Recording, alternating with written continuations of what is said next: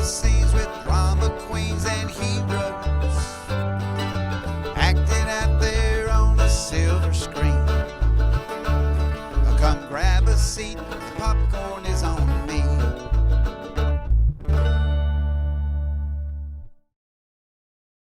Hello, welcome to Meet Me at the Movies. Noel T. Manning II here, hanging out with Thomas Manning, who always wants to spend time with us because he has nothing better to do in his life. And our 13 listeners and viewers are all interested in seeing if Thomas's mustache is going to start getting to handlebars. They're looking for that to happen. So I don't know if that's going to happen anytime soon, but for all those out there that want to see it, just keep sending in that non-viewer mail. We'll take it. We'll take it. If there's enough Join demand, I'll do anything for the fans. So Man, you heard it right here. He will do anything for the fans. So get as creative as you want to with those emails. Joining us again is Jacob Throneberry. Jacob, we had him on a while back, and we're going to try to bring Jacob on at least once a month to talk something. And today we're going to dive into actually a non-viewer request. If you remember a few weeks ago, Thomas, we had Mr. Lawrence Topman, legendary film critic, on, and he was sharing with us his favorite biopics. And so we didn't get a chance to really talk about ours, and we thought, maybe we need to do that, and pitched it to Jacob, and Jacob was along for the ride as well. So we're going to be sharing some of our favorite biopics, or just some that speak to us in one way or another. Jacob, good to see you, man. Yeah, no, it's a topic I love. I graduated with a history major, so I love historical movies and biopics and learning about specific people. So yeah, I'm just ready to dive in. I'm excited to be back on. Well, perfect. Well, once again, if you would share with people, our audience, where they can find your work, what's the best way to follow you on social or websites? You throw it out there where you want people to know where to look for you. Well, you can find me on Twitter at tberry57, and from there you can pretty much find everything else. I've mainly been writing for In Session Film recently, and I've hopefully got some work at Awards Watch coming up soon. All right, awesome. Well, let's dive in with one of your favorites, Jacob. What shows up on your list, and then why? And let's talk about why this particular film speaks to you.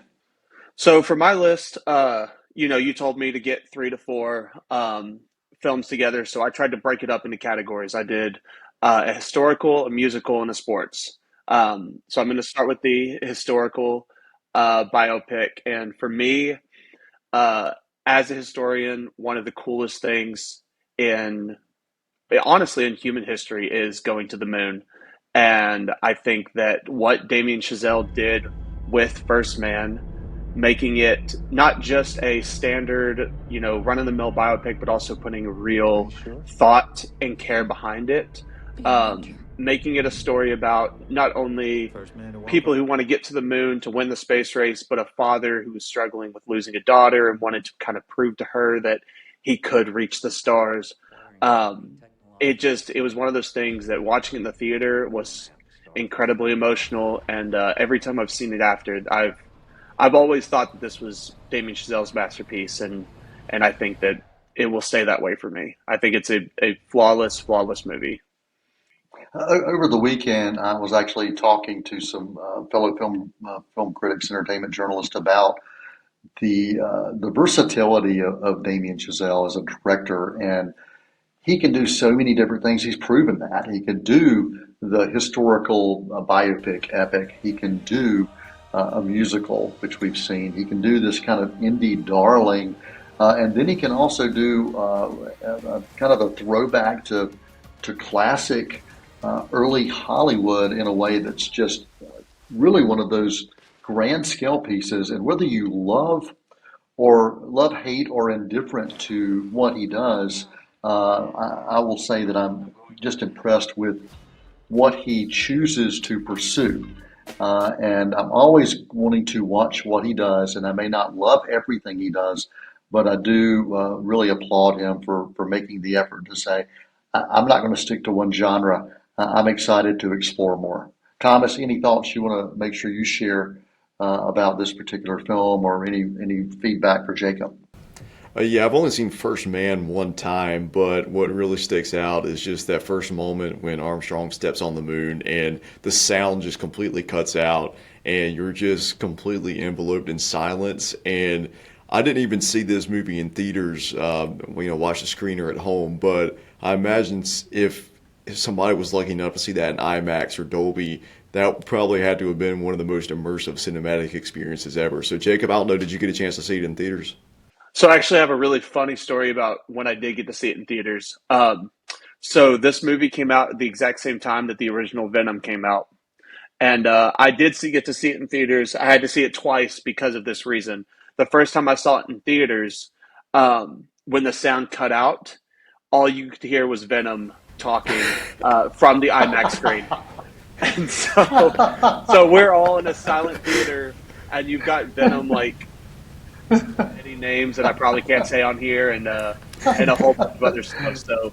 So yeah, I had to go That's back and see it hilarious. the second time, but it is one of those where I'm very grateful that I did get to see it in theaters, and if it ever for some reason came back to theaters, I would be there in a heartbeat. I love that story. I love that story. All right. Well, Thomas, what do you want to check in on your list? At the top of your list, you want to make sure you cover. So I think we'll look to an epic from 1962. This is Lawrence of Arabia, and my first time watching this film was I was a sophomore in high school, and I went with you, Dad, to see it in Concord Mills, I believe, and it was a Fathom event, Bring Back event.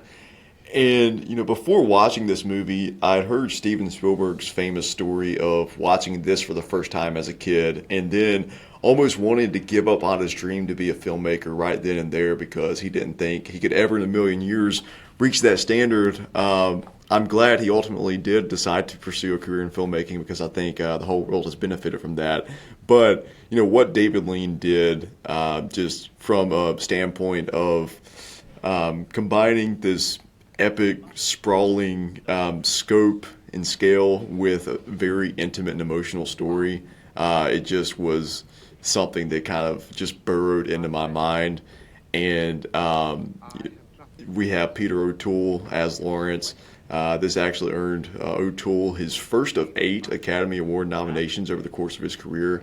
And his character arc and the just struggles he faces physically, mentally, and emotionally, and kind of put him in the middle of this desolation, this emotional desolation, but also physically the just incredible desolation of the desert as well. So just that this was one of the when I was really getting into actually studying filmmaking and looking back at film history, this was one of the ones I knew I needed to seek out. And it's definitely not your traditional biopic compared to other things we'll probably be talking about today, but it's one that it's going to stick with me for the rest of my life for many, many reasons.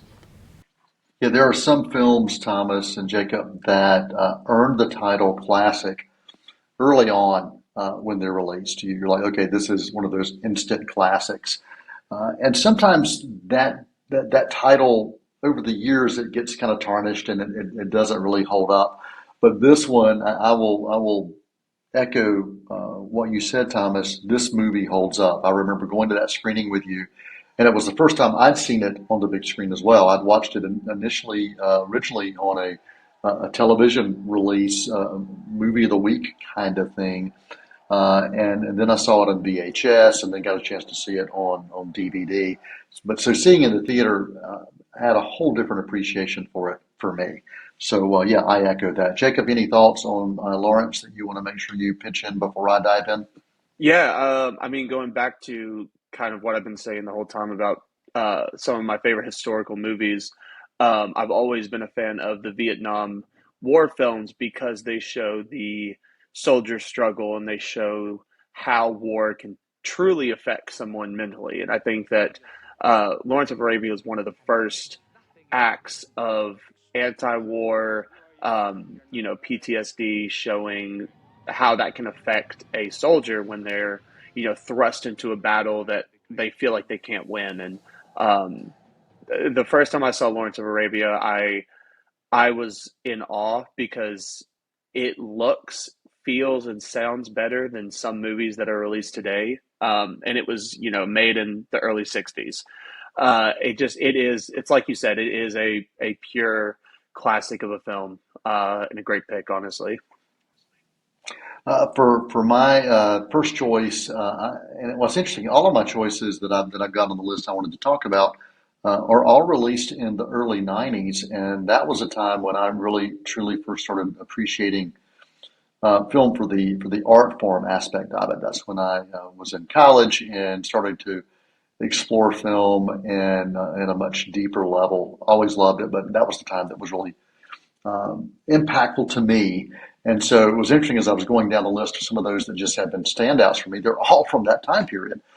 Chaplin was one of those, with Robert Downey Jr., released in 1991. And I always remember watching kind of these Chaplin shorts and these little things that would pop up about Chaplin. But when I got a chance to check out that bio that also had a co-star that was Chaplin's relative of Chaplin starring in that, and seeing what Robert Downey Jr. was able to do with this pick, it really had an impact for me on my deep dive into the love of the history of cinema. And I still go back to that film today as one of those that helped me to start appreciation of biopics and an appreciation of early cinema. And then Tom, talk about having kind of a revival screenings. Thomas and I got a chance to see a Chaplin film with a live musical accompaniment, and that put it back into what it was like when the film was actually released. And I know, Thomas, you probably want to speak on that particular Chaplin experience. Yeah, live orchestra with the showing of The Kid, and I think this was in Spartanburg, South Carolina, and then they had Yeah. the Foley sound effects as well, and like people in the back breaking glass, and I just like I'd never experienced something like that in my life, and that was even before I really like started looking at studying film history. That was probably a couple years before I really got into looking at filmmaking from a really analytical perspective, but I think that was a very formative moment, and that just kind of clicked something. And even if I didn't realize it for a couple of years, that made me want to really dive into studying all aspects of what goes into creating a film and the evolution of the industry over the years, from the silent era to 100 years later where we are now. Yeah, absolutely. Jacob, any thoughts about the movie Chaplin or the talent who was Charlie Chaplin?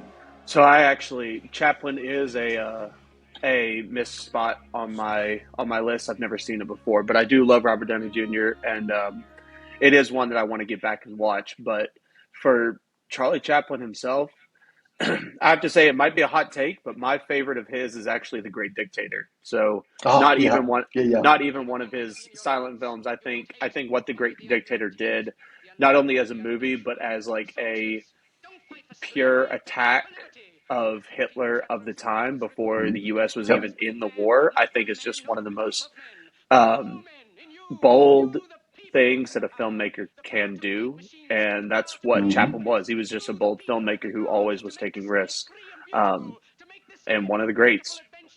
Yeah, and I will let you know that that is my all-time favorite Chaplin film as well, because it spoke to social and political commentary when others were running away from it, and he challenged the norms. He always found ways to challenge the norms. Well, you are watching Meet Me at the Movies. I'm Noel T. Manning II, hanging out with Thomas Manning and Jacob Throneberry. We are talking biopics. And this is going to be a multiple part series. I already know it because we've only gotten through three films. So we're going to come back and have another one down the road as well. But we're going to take a quick intermission, and we'll come back, and Jacob will dive in with another one of his biopics on his list of ones that speaks to him for one reason or another. And then Thomas and I'll chime in as well. So stick around. We'll be right back. Won't you come and meet me at the movies? Won't you come and watch a flick? There are so many positive things that are happening in Cleveland County. It's too hard to keep up with, and that's what Community Spotlight is all about. Hi, I'm Tyra Silvers, and I'd love for you to join me every other week right here on C19 TV, where we learn about the good folks and organizations that make our county such a special place. So drop in on us at Community Spotlight, only on C19 TV and online at c19.tv. Listen up. Do you have a passion for cooking? A desire to learn more about the craft of professional food preparation? If so, now's a great time to check out Cleveland Community College's brand new Culinary Arts Academy. This exciting 3-month program offers hands-on training for jobs in the food service industry. Across the nation, food service is one of the fastest growing industries. With your training at CCC's Culinary Arts Academy, you can compete for jobs in hotels, restaurants, conference centers, cruise ships, and other settings. Enroll in CCC's program and you'll gain in-depth training in food procedures, preparation, and commercial kitchen operations. Plus, the program includes a special add-on. You'll get your certificate in cardiopulmonary resuscitation, or CPR training. You can earn good money too. Depending on where you work, starting salaries range from $20,000 to $50,000. In just 12 weeks, you can be well on your way to gaining the know-how to handle food safely, properly, as a true professional. Now ask yourself, are you ready to start your journey today at CCC? Won't you come and meet me at the movies? Won't you come and watch a flick? Hello, welcome back to Meet Me at the Movies. Noel T. Manning II here, hanging out with Thomas Manning and Jacob Throneberry, and we are talking biopics, a non-viewer inspired sequel to, or spinoff from Lawrence Topman's work with us just a few weeks ago. So we're going to have a whole series exploring biopics. So Jacob, before the break, you talked about First Man being a historical biopic that sticks with you and speaks to you. What else is on your list, man? Maybe something with some music you want to cover? Yeah, I'll hit that one. So yeah, one of my favorite musical biopics. There's a lot of them.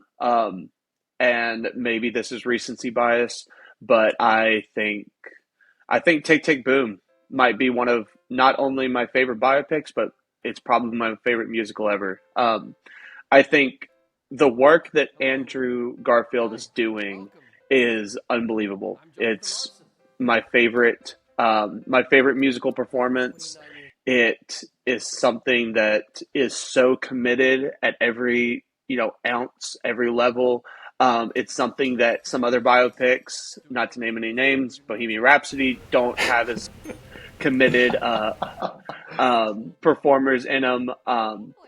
And I think the music all worked well. And I think what Lin-Manuel Miranda did was he really tried to bring the stage to the screen, but didn't try to make it, a play on camera. He tried to really change it and adapt it. And it's one of those things that there's musicals and biopics done that are so generic, and his was, it wasn't revolutionary by any means, but it was different, and it really tried to be something different. And I just think it's a spectacular look at, a very unsung hero in the Broadway stage of life. And not to mention, it got us one of the last times that we'll ever hear, Stephen Sondheim, which is a massive plus for me. So yeah, my favorite musical biopic is Tick Tick Boom, but I did have a very close second. Yeah, well, Tick Tick Boom was spectacular, and you talked about it maybe not breaking ground, but there was definitely something different about it, and I loved that it wasn't that traditional approach to cinema or traditional approach to the musical. I love that, and Garfield, man, another versatile talent. We talked before the break about Damien Chazelle and his versatility as a director. But if you look at what Garfield can do, I mean, he can do amazing drama. If you saw what he was able to do in Hacksaw Ridge as an example, or he can be in the MCU as Spider-Man. He can do these biopics as well. And then he can do a musical. It's pretty spectacular. So I love this film, and I'm glad that showed up on your list. Thomas, you want to have any chime-ins about Tick Tick Boom? I mean, yeah, parts of the film were very tragic in the sense that it painted a portrait of this guy who had so much creative energy, but he didn't know where to channel that, and we kind of saw how that ruined some aspects of his life, ruined his relationships with his friends and family. But eventually he was able to kind of figure out how to make things click, and then tragically he passed away at a very young age. But I think it's something that there's a lot of things about the film that are tragic, but there's also things that are hopeful in the sense that there are beautiful things that can come out of the struggle and the pain. And I think I remember Garfield talking about basically training for this film with an acting coach, and how one of the things when he was first trying to get into that mindset was just like screaming as loud as he can and finding a way to like get back to almost that like to an infant level of like crying and screaming and just getting all of that from the depths of your soul. And Yeah. I think that's something that you can see permeate throughout his entire performance in Tick Tick Boom. Yeah, yeah, beautiful film, beautiful choice, Jacob. And Thomas, I'm gonna go to you because there was a film that's on your list that Garfield actually had a small role in as well from 2010.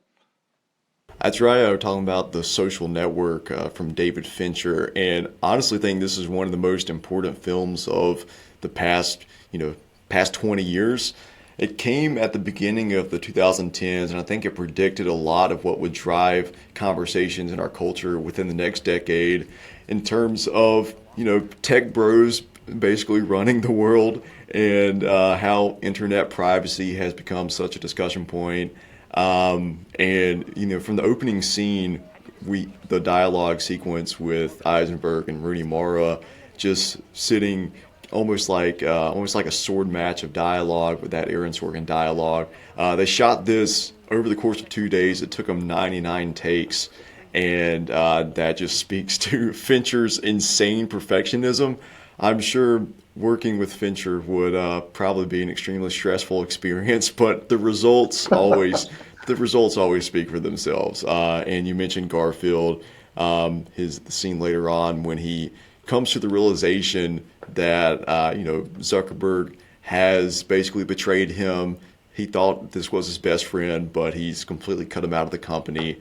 And you just see this entire wash of emotions coming through his face, and just it all hitting him at once that he thought this was a brother to him, and now he just kind of took it all away. And when he slams the laptop on the ground and just screams in Eisenberg's face, that's a moment. It's been memed a lot over the years and become a clip on TikTok and something like that. But watching it in the context of the moment is just gut wrenching and heartbreaking. And yeah, once again, I think that just speaks to Garfield's ability to pull things from parts of his being that few other actors can really do. Yeah, the dialogue of what Sorkin was able to create, man. I mean, you could watch this film a dozen times and still, I think, find different variations of what Sorkin was saying through these characters. Social Network, yeah, solid film, solid choice. Jacob, you want to give any thoughts or comments before I dive into my last one for this particular show? Yeah, I just wanted to reiterate what Thomas said. I mean, it truly is. It's a movie that is accurately predicting today's time when it comes to who owns what rights and who is almost running the industry and manipulation, and all of that. I mean, this movie pulled a Oscar level performance from Justin Timberlake, which is an insane thing to do. So, I mean, it really is. It really is one of those greats that will go down in history as being a cultural game changer. Almost like what we're seeing now with looking 25 years back on the Truman Show and seeing how that kind of predicted everything that's happening today with with vlogging and streaming and less privacy Yeah, nonstop. I think, even further and further down the line, that The Social Network is going to be seen as one of those kind of beware what's happening films. Yeah, yeah. Well, we started right after the break talking about a film that had musical influence throughout. That was in Tick Tick Boom, and then we talked about Justin Timberlake, who, of course, we know from his music background. My next pick, or my last pick for today's show, is a film that reignited my interest in a particular band. The movie was released in 1991, and I think it's one of those films that continues to fly under the radar. It's called The Doors. Oliver Stone brought Val Kilmer and Meg Ryan to the screen in a biopic about the life of Morrison and the music and the musical impact of the band The Doors. Kilmer was just absolutely phenomenal in this movie, and it's one that so many people haven't seen.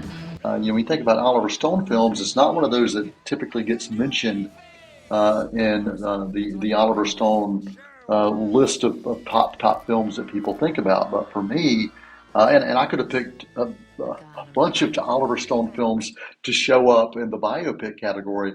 But I just got to tell you, when I watched The Doors in theaters, I was just truly blown away. I got to see an early screening of it because at that time I was actually working at a movie theater, so we would have early screenings to just make sure the reels were right for employees. And I just remember kind of being blown away by the soundtrack for it, the acting, the production design, the editing, and the direction. Everything about that film spoke to me, and then I went back and revisited a lot of the music of The Doors after that. So if you haven't seen it, highly, highly recommend it. Either of you guys want to chime in on that film, on Oliver Stone, or the music of The Doors? Well, I haven't seen the movie, but like you said, if there's anyone who knows kind of how to make a biopic, it's Oliver Stone. He made one about his own life and then about another Vietnam vet. So just like I was saying earlier in the show, the Vietnam films really spoke to me. So of course I know a lot about Oliver Stone. So yeah, if you're giving it higher marks, it's something that I need to go see. Awesome. All right, Thomas, any thoughts on that before we move on? Wrap up the show today?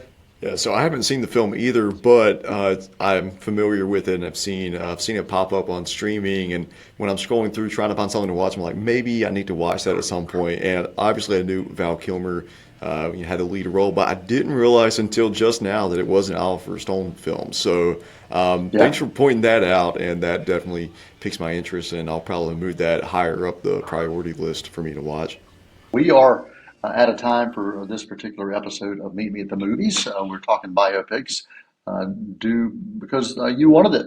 We're going to come back and do some more of those down the road. And if you don't want it, well, sorry, you're going to get another version of this with some more films down the road. We'll bring Jacob back because we still have quite a few to talk about. Awesome. We appreciate everybody who spends time with us. If you're doing that through C19 TV and watching the video version, we truly appreciate that. And if you decide to download the podcast or listen to the radio version through WGWG, we thank you for that as well. We always will take that non-viewer mail, info at C19.TV. That's info at C19.TV. And until next time, for the cast and crew right here on Meet Me in the Movies, that's a wrap. We'll tell about the happy and the sad ones. We'll talk about the good ones and the bad ones. Many films to view till we meet again.